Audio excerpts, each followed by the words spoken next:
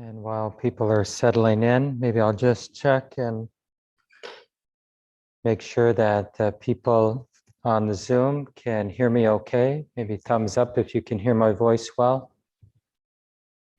Great, thank you for that feedback.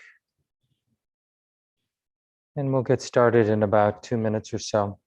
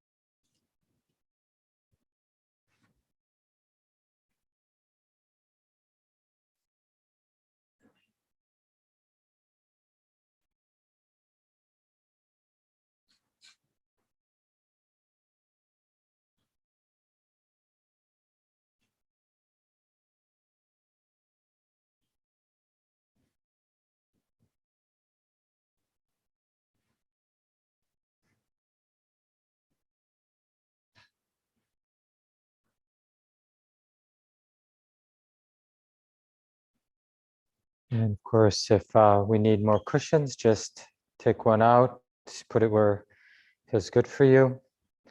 Don't be shy to get what you need to be comfortable, whether you're at home or here at the center.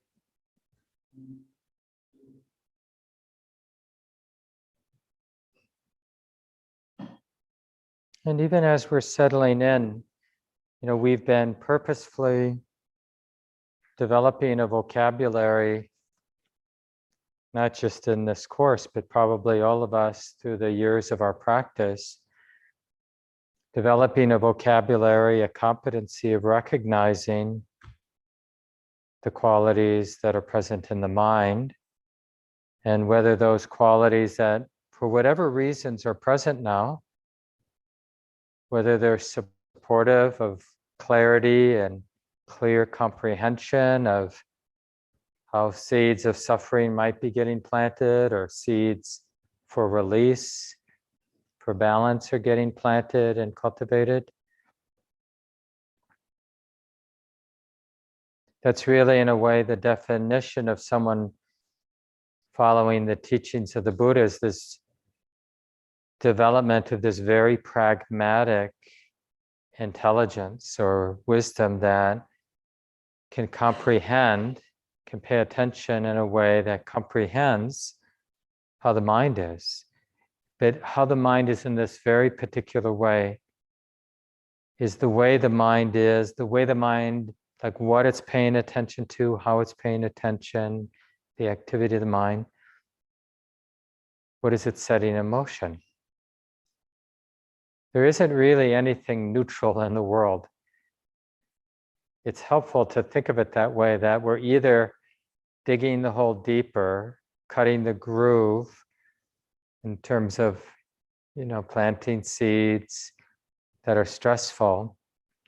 The seed themselves are stressful and they lead to more stress, or we're learning a thing or two, starving what needs to be starved, feeding what needs to be fed, so that the nature of the mind, the quality of the mind is in the direction of release, of becoming more unburdened. So let's just keep that in mind, even in the settling process. Really appreciate people sticking with the course. It's a way of contributing, actually.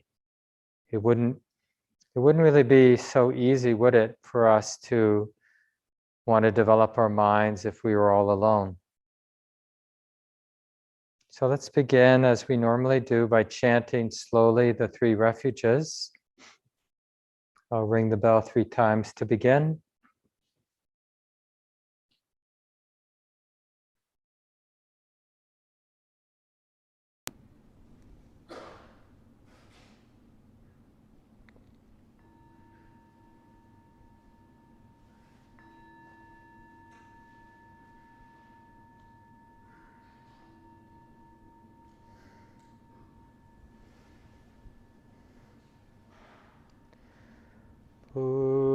Buddhang saranang gacchami. Dhammang saranang gacchami.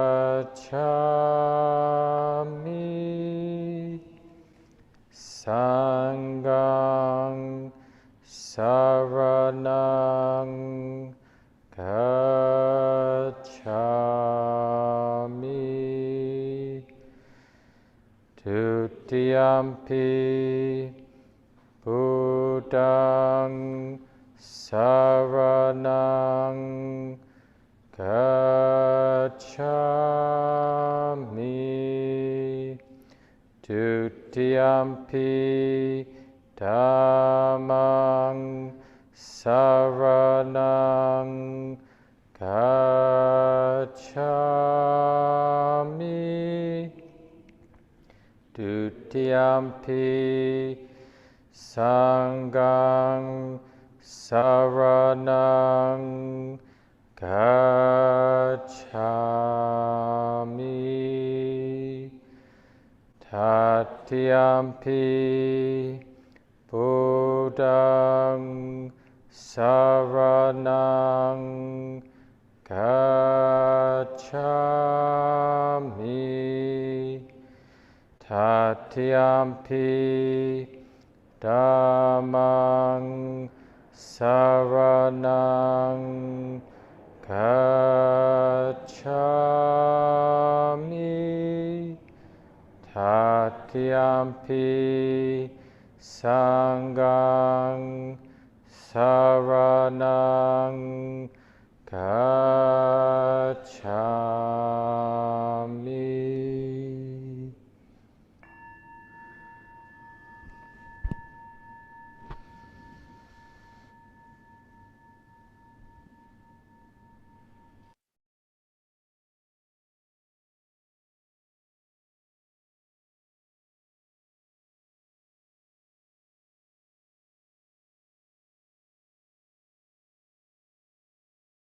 So as we sit, making any last adjustments in a way that's helpful.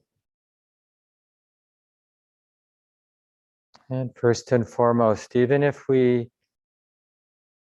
sense we don't have much of a clue how to take care of the heart and mind, even if it's like that for us now, we still take responsibility.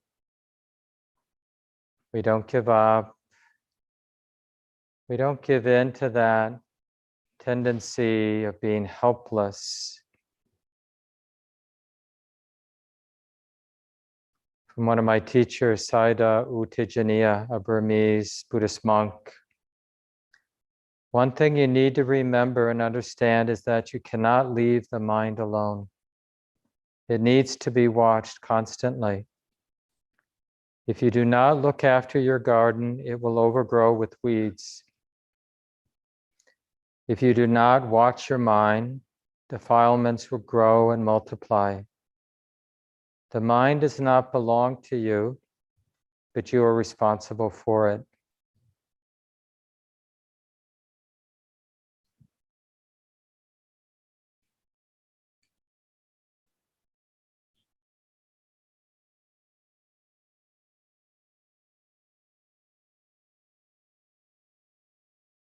And let's begin our sit tonight. We'll take several minutes, each of us in our own way,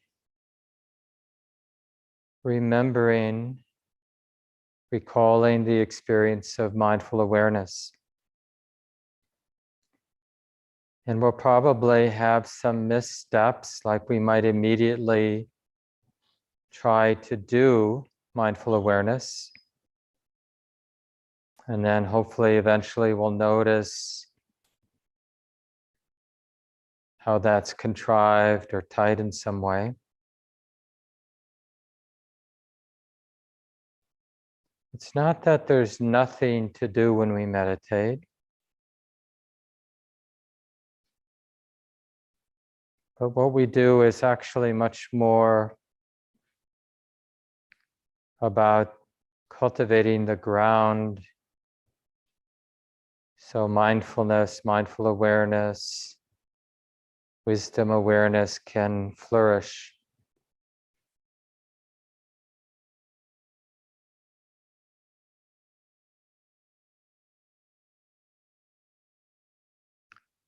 So one way to do this contemplation, we're contemplating the reality of mindful awareness, is just to appreciate those moments when the awareness is apparent for you.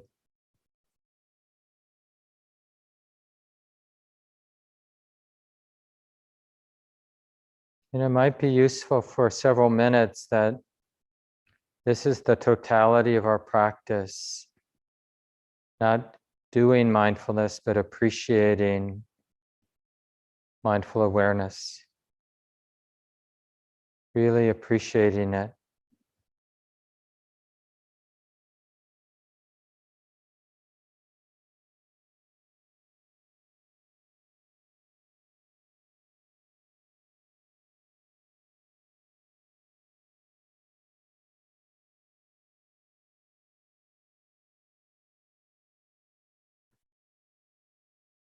It's a natural capacity that recognizes the present moment.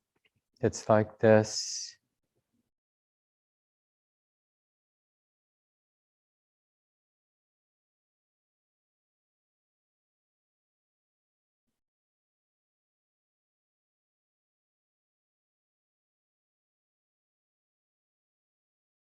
And as you're appreciating this capacity for awareness,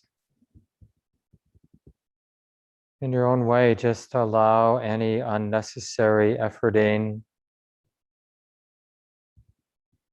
any kind of imitation or fixed stance that is there because of habit. So basically anything that you discover is extra, just allow it to fall away as we all just continue to contemplate this capacity of mindful awareness. What one teacher called an intention so persevering it becomes a kind of love. This intention, natural and impersonal intention to be present, to remember the present moment, to keep it in mind.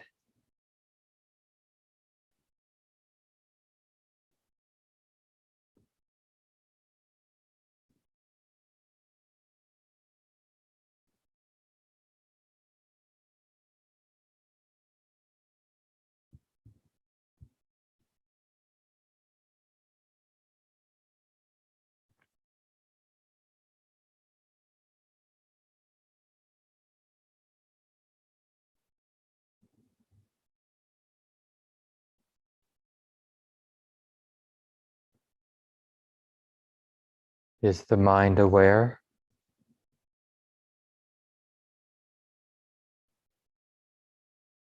And is it possible to recognize this mindful awareness as an activity or a capacity here and now? And is it possible to keep it in mind, a kind of love or appreciation?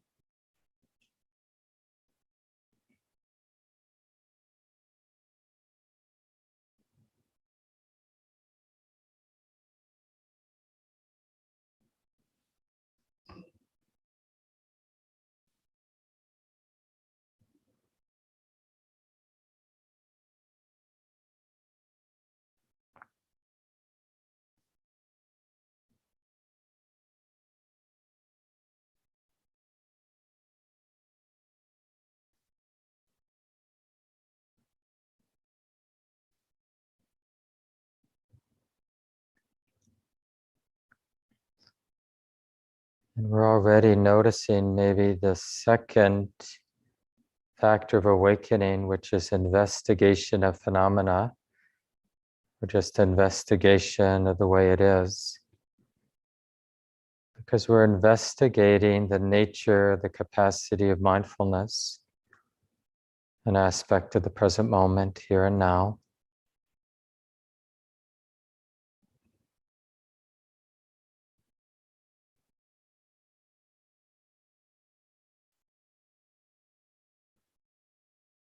And we might notice some habits, like a habit to focus one's attention on something.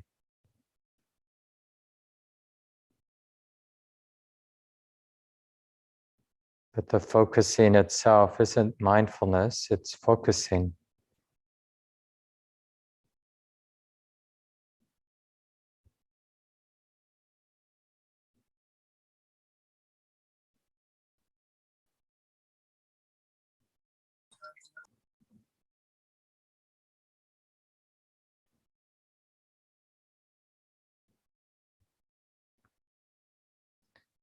And again, this can be really helpful, this point. Remember, mindfulness isn't something that you do, it's something that we recognize that's here and now.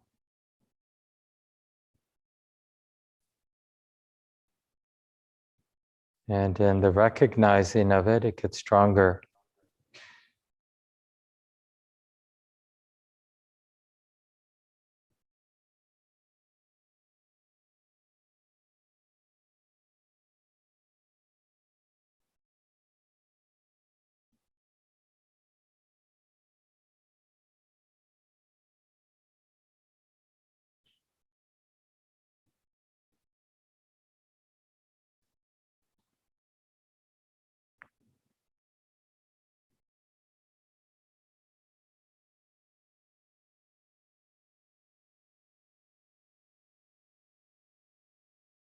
And you might naturally notice the awareness becomes less and less superficial with continuity and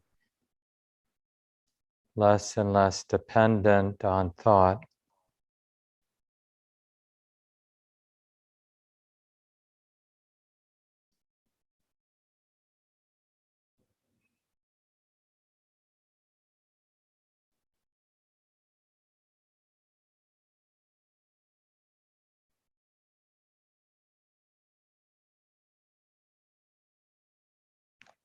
And the effort we're making arises because there's some sense that it's skillful, it's helpful, even liberating to be interested in this capacity we call mindful awareness.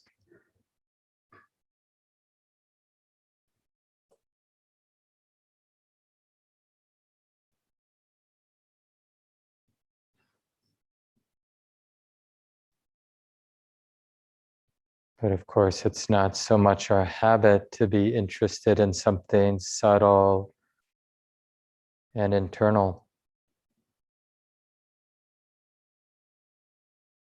So we train. We start again and again.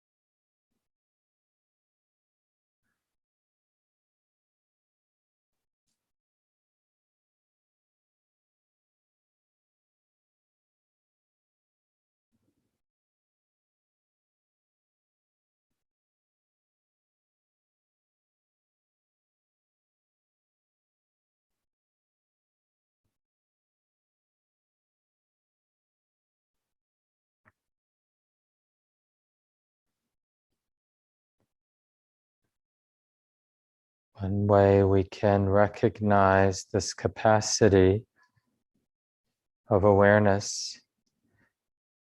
Awareness doesn't really care what it is that's being known. It's just reflecting, in a sense, back to itself that it's like this. So even when we're, in a way, messing up, being distracted, or the mind is acting out in some way, mindful awareness can be recognized because that acting out is being known. There's a knowing that this is being known.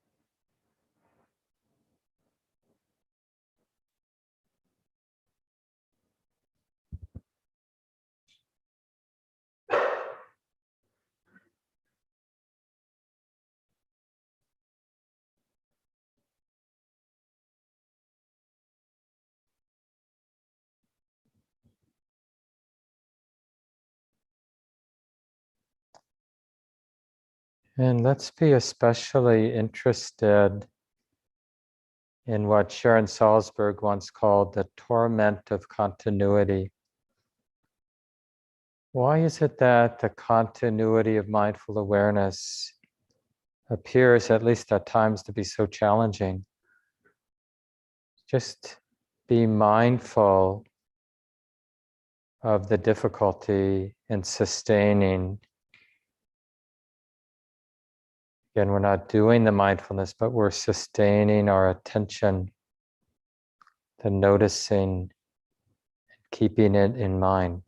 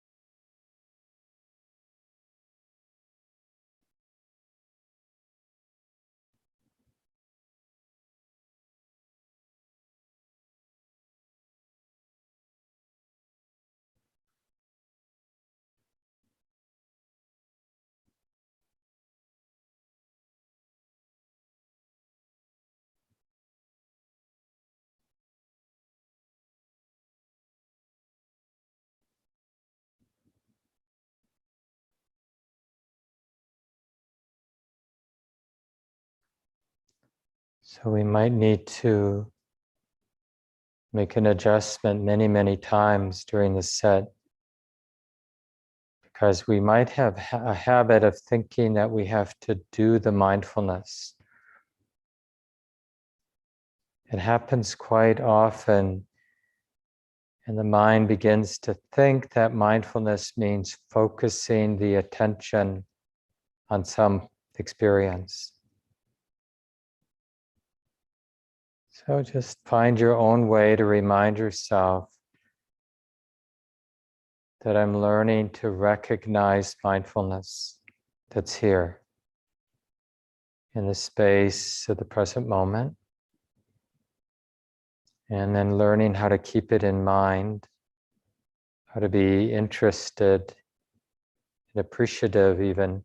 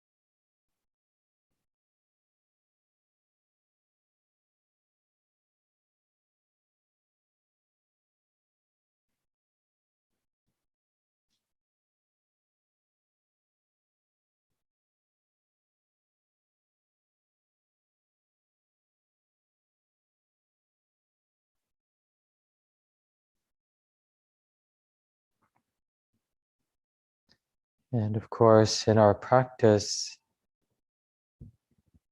you might find it necessary or useful to ask a question from time to time.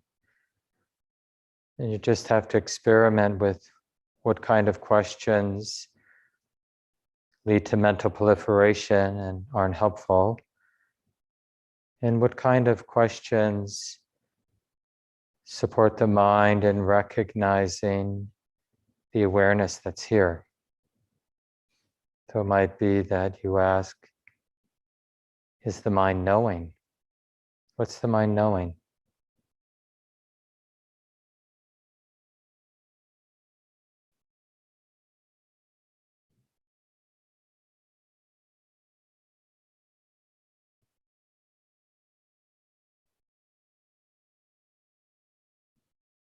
And can we keep what the mind is knowing? Can we keep that in mind?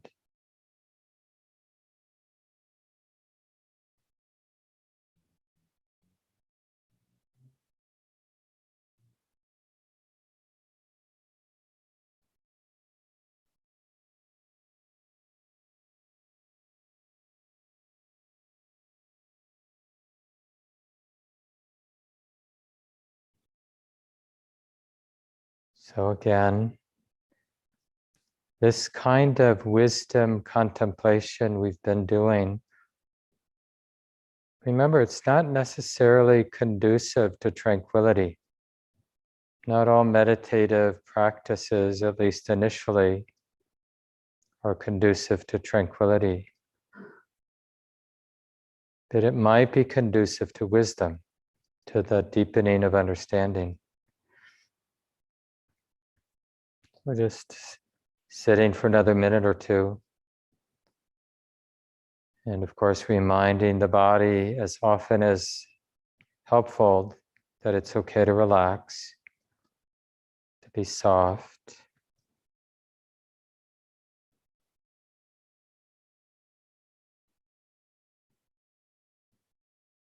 And of course, the mind's very nature is this knowing.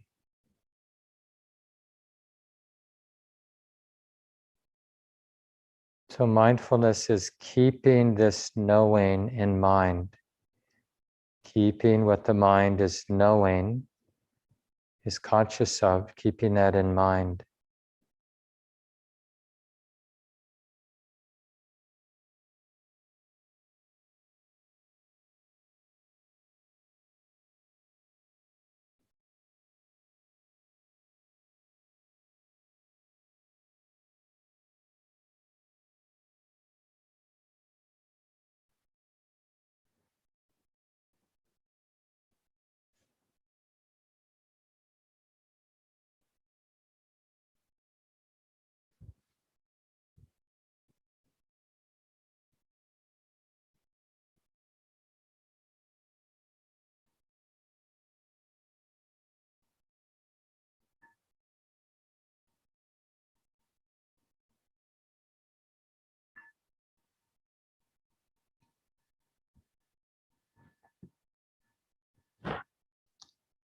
Take a little time and stretch or whatever you need to feel comfortable again.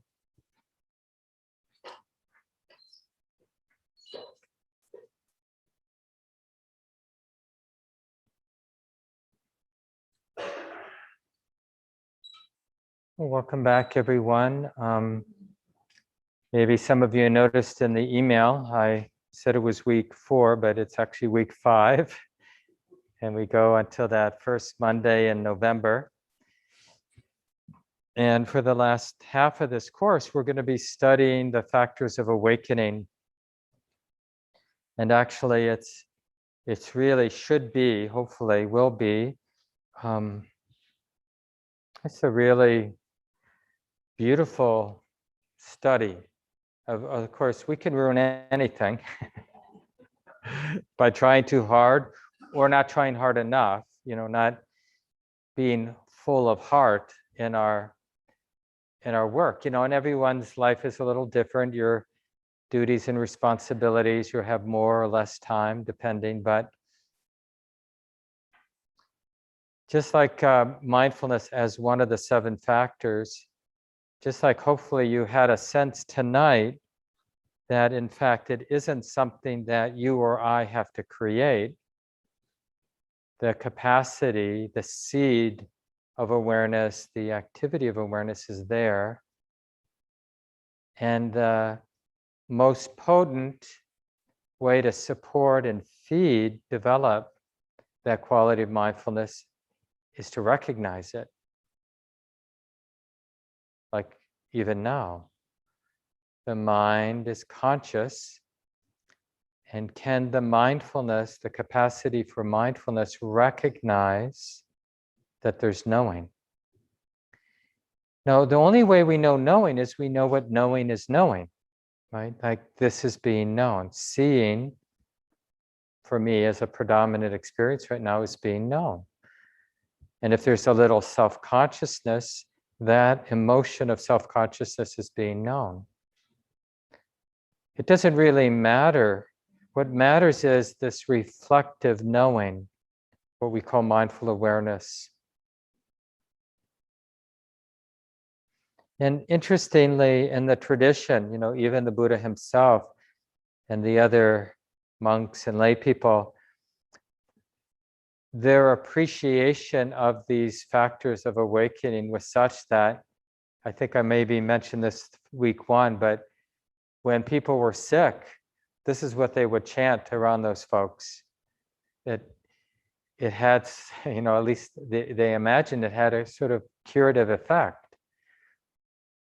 And so at the very least, what for homework, my very strong recommendation is one that you memorize this list of 7 wholesome, beautiful factors: mindfulness, the investigation or interest. It's investigation of the way it is. But it involves some wisdom, like we know how to avoid interest sort of being deflected into mental proliferation. So any thoughts in the investigation is bringing the awareness to the present moment. So there's mindfulness, investigation, energy, the energy of persistence, inspired energy, not like trudging, I got to energy or effort, but it's really an upliftment, which unifies the mind in the experience of joy. Rapture is the next one. And those three, so mindfulness is the balancing factor, and those three are the energizing: investigation, energy or effort, and joy, joyful interest. The mind that is unified. And it just, you remember, we talk about it, especially like in learning it in a linear way, but it's not a linear function. I mean, there's different ways to sort of experience these factors alive in your heart and mind. Holographic, they're all kind of arising together, supporting each other, or circular. But like anything in nature, you know, it has its own sort of beautiful interdependent dance. You know, when I was a kid, and then later as an elementary school teacher, I would teach the water cycle, because for a while I was teaching 3rd and 4th grade. It's sort of one of the things you teach, you know, evaporation, clouds, rain, you know, and just all the reverberations of the water cycle. It's a pretty significant, and we always talk about it in this linear way, right? But it isn't really that way. That's just a way to help us understand conditionality, like cause and effect. But the actual activity of cause and effect is so vast and complex, and you know, it's just like A leads to B that's not how it works. But it really is a helpful way of understanding it. So when we talk about the 7 factors in this sort of way, like how, you know, that recognition that this is being known, recognizing mindfulness, really allows the interest, like, oh yeah, there's a present moment. Because what investigation is all about is understanding it matters. Like, I want to learn cause and effect here. What's skillful, what's unskillful. And really it all comes down, like what investigation reveals is how I pay attention. What I pay attention to is impactful. A lot of what we do is just sort of can't help ourselves, you know, given the way we're conditioned. So it turns out, you know, when we start paying attention, that the most karmically potent thing we do is the choice of how we pay attention and what we pay attention to. It doesn't occur to us how impactful that is. We might think, no, the most impactful thing is I went to the refrigerator and I ate way too much of, you know, this, or I was good, you know, and I felt the inclination to spend hours on the internet, but I didn't. And we might think, oh, that was the most impactful thing. But actually, whatever activity there was affected very much by what we paid attention to and the kind of understanding there was there in the mind when we were paying attention to those various things. And that's what the investigation of Dhamma, the second factor of awakening, really reveals, is that it matters. And I would really emphasize those first 2 this week. Like, do the contemplation we did during the guided sit, where all you're doing, the meditation object is we're keeping in mind the capacity for mindfulness. And we're catching ourselves when we're trying to do it, you know, focusing on the present moment or whatever we do, like keeping that breath in mind. And it's understandable, and there can be reasons to do that, like when our mind is really all over the place and the attention is drawn back into our problems, mental proliferation over and over again. It can be really useful to kind of put a stake in the ground and my attention goes right there to kind of break the spell of distractedness, obsessive thinking. So there's reason to, all kinds of reasons to develop that mental muscle of focusing. But just make sure we understand it's not mindfulness, it's the mental muscle of focusing, bringing the attention to an object and holding it there. Now, of course, it's related to mindfulness because when we have a focused attention on the breath, for example, and we encourage everything to relax, then we might notice that breathing in or breathing out is being known. That's the mindfulness, not the being focused on the breath, but the awareness that that knowing of the breath is being known. You see, it's subtle, which makes it really hard to keep in mind because almost more than anything, our mind is really used to things that are gross. Like sense experience is relatively gross, but the inner workings of the heart and mind, obviously that's relatively subtle. So, but the mind can get trained.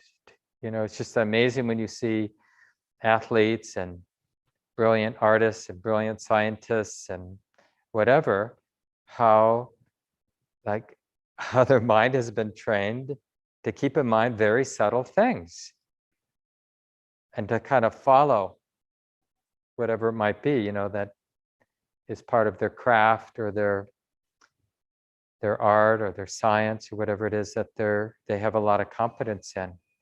So as a Dharma practitioner, as somebody interested in the way it is and interested in more and more freedom and wisdom and love, then we're following our teacher, the Buddha, who's saying, in particular, keeping the 7 factors in mind is really potent.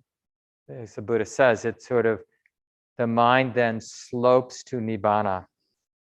I like that. It's sort of like, because it's never about you and I doing it. It's always about supporting natural processes. Awakening is also an impersonal natural process that can get supported or not, depending on what we're paying attention to and how we're paying attention. So we have mindfulness, which is realizing, oh, present moment is being known. That just gets us in the game, right? To keep the present moment in mind. And then investigation is really this comprehension of what's skillful and unskillful, which is the one thing when the mind is present that it's going to be naturally interested in. How might I be setting emotion stress? Keep putting my hand on a hot stove. Ouch. Putting my hand, oh yeah, I don't think that's helping. Or doing something, being in a way that seems to be loosening things up, lightening things up. And then the effort, the third quality, I'll try to get through all 7 just as an overview tonight. Effort, then, the third quality is the heart feels inspired. It's willing to work because it recognizes the significance of what's skillful and unskillful. It's like that inspired, that being inspired to persist at what's helpful. Because the investigation leads to some beginning sense of what's helpful and not helpful. So then the heart, no longer so helpless, feels inspired to be wholehearted. Oh yeah, I really will keep this in mind. I really will keep doing this work of feeding what's wholesome and starving what isn't helpful, weakening it by how I pay attention to it. So when I do see anger, I notice how it's not helpful. Or I skillfully choose to bring loving kindness to mind to help weaken the grip that anger has in my mind. Or any number of other skillful means that we might do to starve what isn't helpful, feed, support what's helpful. And so that's that inspired energy, the willingness to persist. And the more we persist, like even there's a little feedback loop, right? We persist. We persist at being mindful in a way that supports the investigation of the way it is, about what's helpful and not helpful, skillful and not skillful, more inspired energy. So that's even, there's all kinds of loops going on here, feedback loops. But as that process revs up, the mind starts to get unified, gathers in what is a very wholesome process. Being present with the way it is, and in particular, being present in the way it is in terms of what's helpful and not helpful, what supports a greater stability of present moment awareness, what supports the preventing and abandoning of what's not helpful. And as all those sort of loops get ahead of steam, the mind begins to unify, and that's experienced as rapture and joy. The mind, the heart gets bright. It can actually be really impactful waves of bliss sometimes, especially if you're on retreat and you have fewer distractions and the practice gets a lot of momentum. You can really feel like waves of delight and joy that it's like better than any drugs, better than any, sense experience. It's really nice feelings. I remember my first 3-month retreat at IMS, Insight Meditation Society in Massachusetts. There was a period of time during that retreat. Well, it's just, we always misunderstand. It's like, oh, I knew this practice was good. Because I did. I had some intuition all along. I had been practicing for, quite a while already, 15 years before my first 3-month retreat or something like that. And so I had a lot of confidence. And it was like, oh, yeah, it just felt so good. Like I wasn't really touching the ground, just a lot of kind of champagne bubbles everywhere. Just, it's so easy because everything was pleasant, to be aware, just a lot of delight. And of course, when there's a lot of that nice experience of joy, then contentment really settles in. It's a more resonant release in the heart, like, oh, I've always wanted things to be so joyful. And then that ease of tranquility, the contentment of tranquility, the settledness of tranquility really kicks in. And that feeling settled allows the mind to really seclude. The mind really is willing to withdraw from sense experience because this inner experience of tranquility is very strong.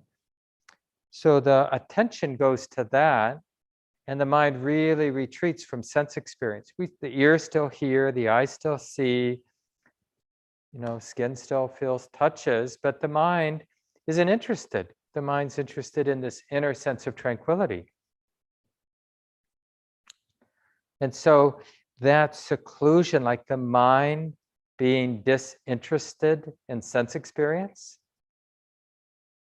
it really stabilizes the awareness, because when I'm interested, fixated, attending to all the diversity of sights and sounds and touches and all the thoughts I have about sense experience, every time I think of any one of you who I know, it's like there's a response. And every time I see your t-shirt or your sweater or you're this or you're that, right? Our ordinary level of the mind has a response about everything, an opinion, even really silly things.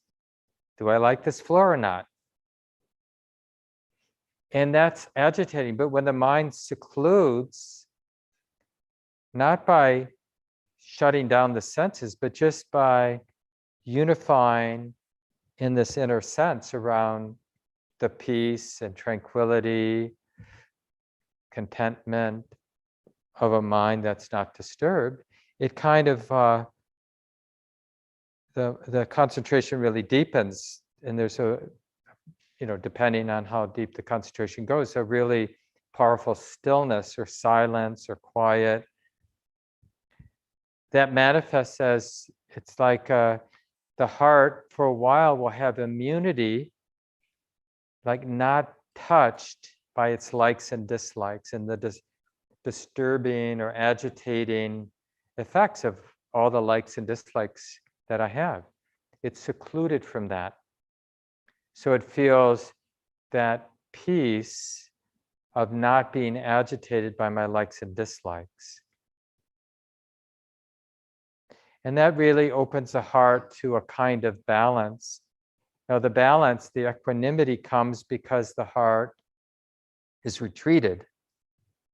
So again, we're talking about these 7 factors in a linear way, just so we can get a sense of them and how they support each other. And of course, when there's a lot of balance, a lot of equanimity, not reactive to the pleasantness and unpleasantness of any sense experience, then that really, it really allows us to recognize mindful awareness, that capacity to be present, to be aware of what's being known. And that really supports investigation and really strengthens that inspired energy and really helps the mind to unify in this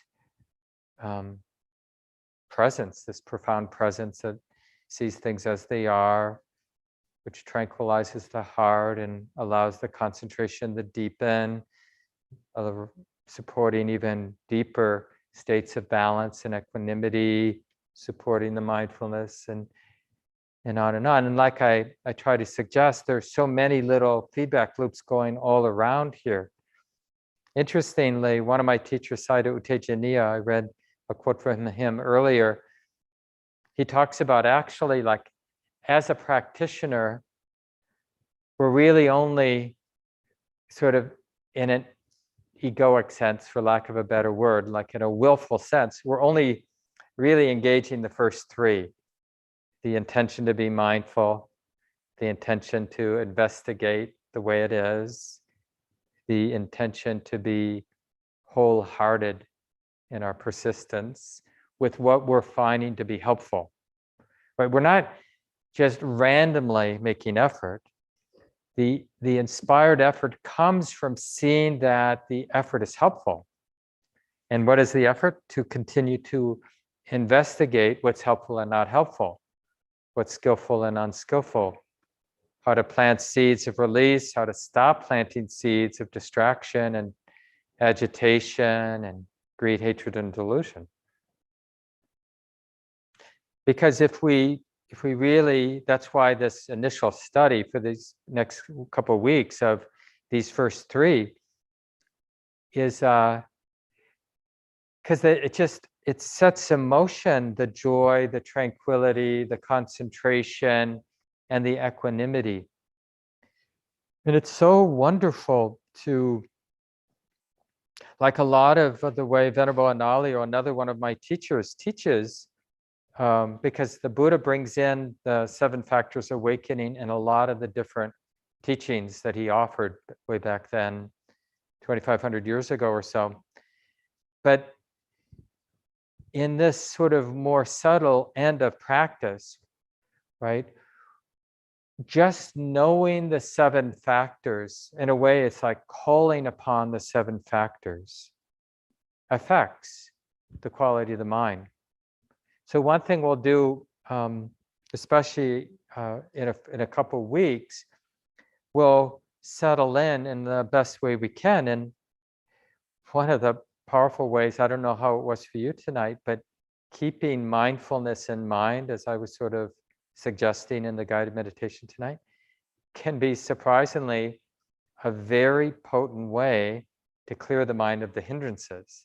You know, if you're sleepy or you're restless or you got a lot of wanting going on or a lot of aversion left over from the day or spinning in doubt, it's hard because it's subtle, but if you have enough momentum or capacity to recognize there is mindfulness here, how do I know? Because I see its nature operating right now in the mind, in the heart, in the moment. and then just to keep that in mind, keep it in mind, keep it in mind, you'll see that the mind will be very quickly cleared of the hindrances. And one of the things I thought would be good to talk about tonight in the small groups, and without being too pushy, I just want to remind everyone, even if you really don't want to do it, it's part of the commitment to being in the class. And it's okay, just be real with the two people in your small group, find some way for that small community, that three of you, for 20 minutes or so, to be really productive and useful in your practice. And I'll give some suggestions, like to simply, in your 2 or 3 minutes, your turn to just reflect in front of the other two people in your small group. Just reflect about moments in your life where the mind seemed overrun by the hindrances. And of course, if we're reporting how it is when my mind is overrun, it wasn't completely overrun, because to some degree we were aware because we're reporting on it, right? So there was some reflective awareness. Oh yeah, this is the mind when it's overrun by greed, or by greed and restlessness, or by hatred and doubt, or because it can be a multiple hindrance attack. So that's one thing you could share.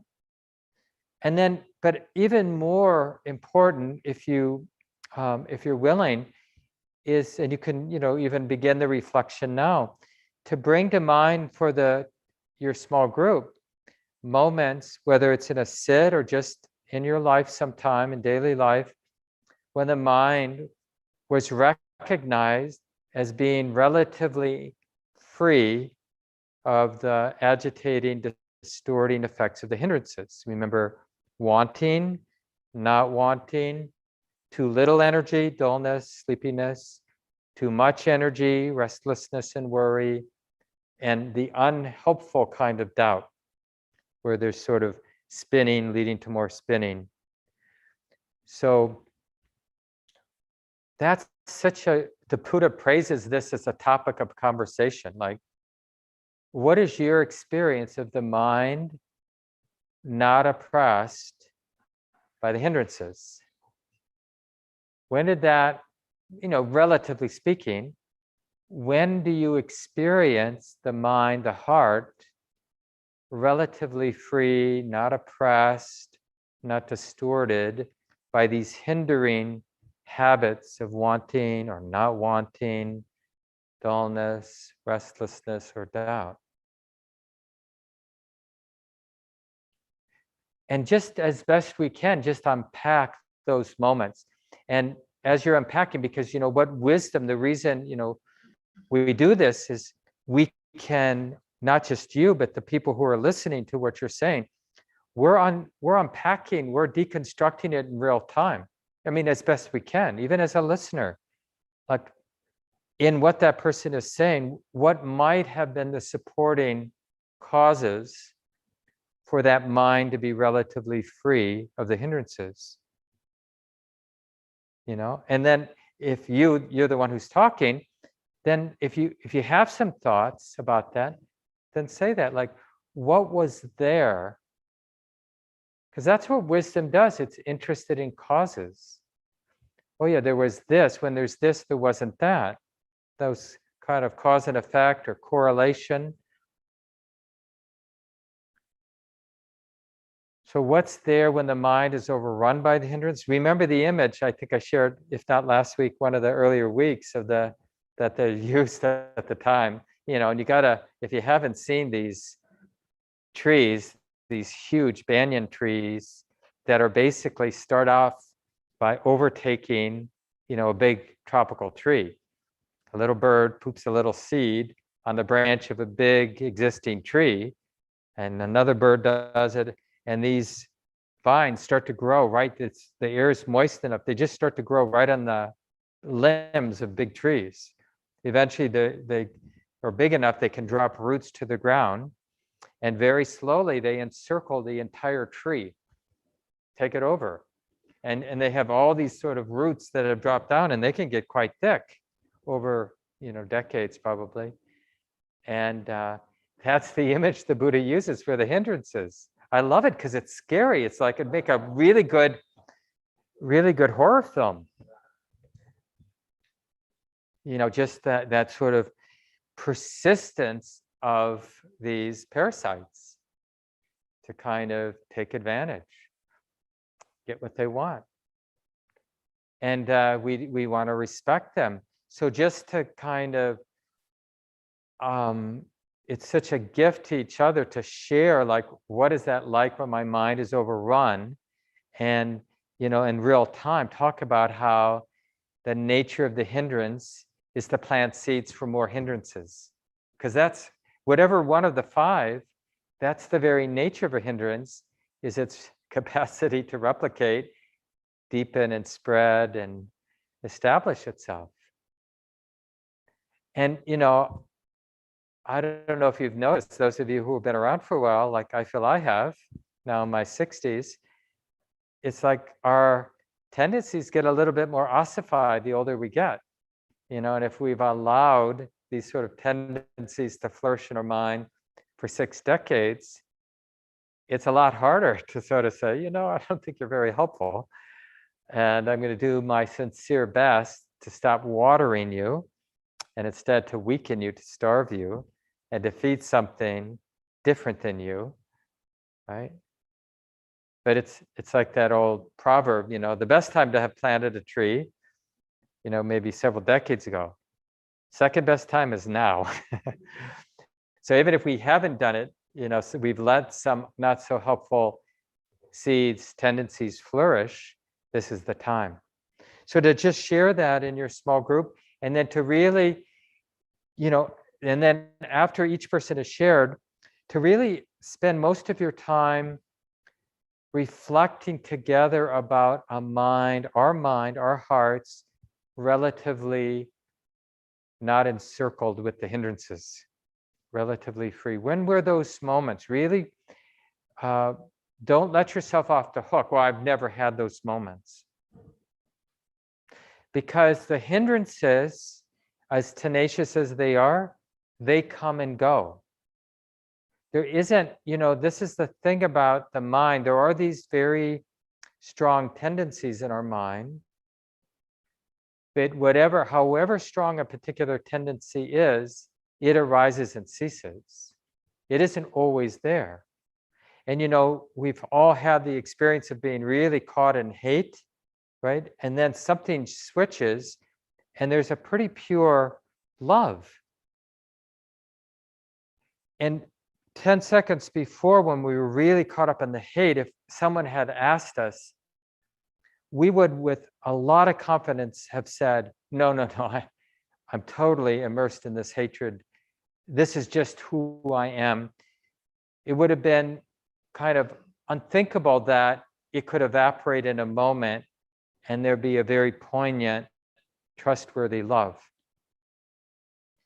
But it's true, we see it in others and we see it in ourselves. Whatever of these hindrances the mind is really locked up in, it ends. And it's like parents know this. They see their kid, you know, totally entrenched in some like revenge fantasy for one of their siblings. And they're just like totally body, mind, unified in their hatred of their, you know, younger sibling or whatever it is. And then it's gone.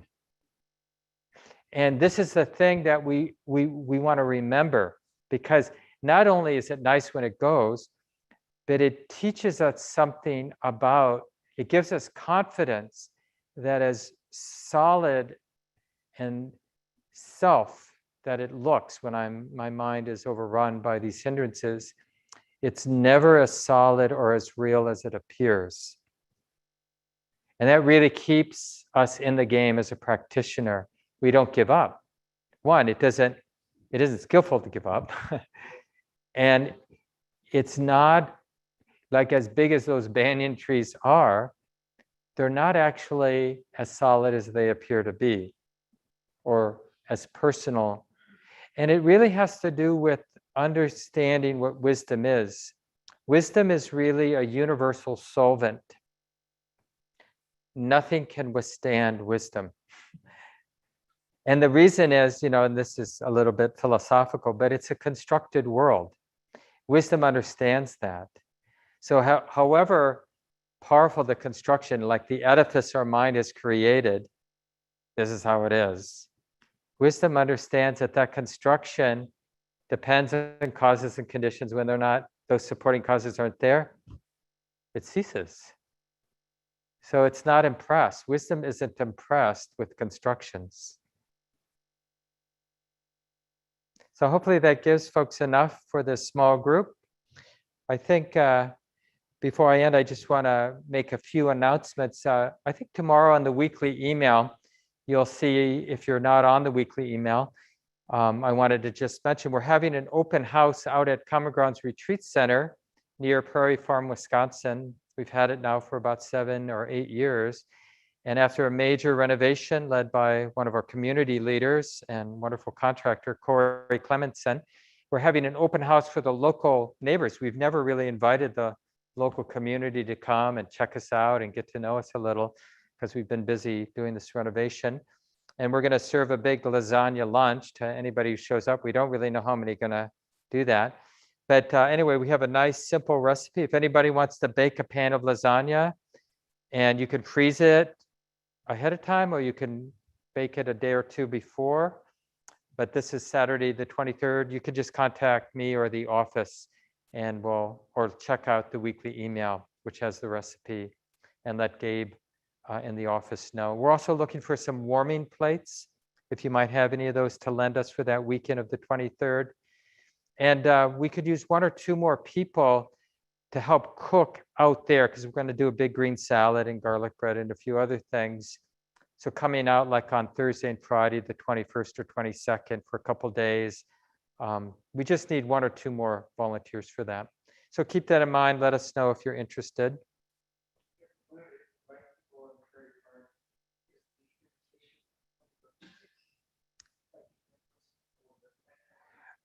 It was in the local paper there, and then in the email tomorrow, the weekly email, there'll be a link to that letter that's inviting people. You could just forward that to your friends.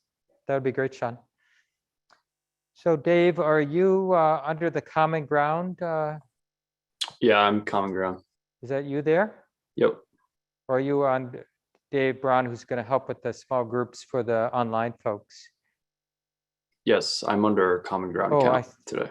Okay, now Dave, say it again. Yeah, are you Common Ground? I am Common Ground, yes. Great, thanks, Dave. Let me just make you a host.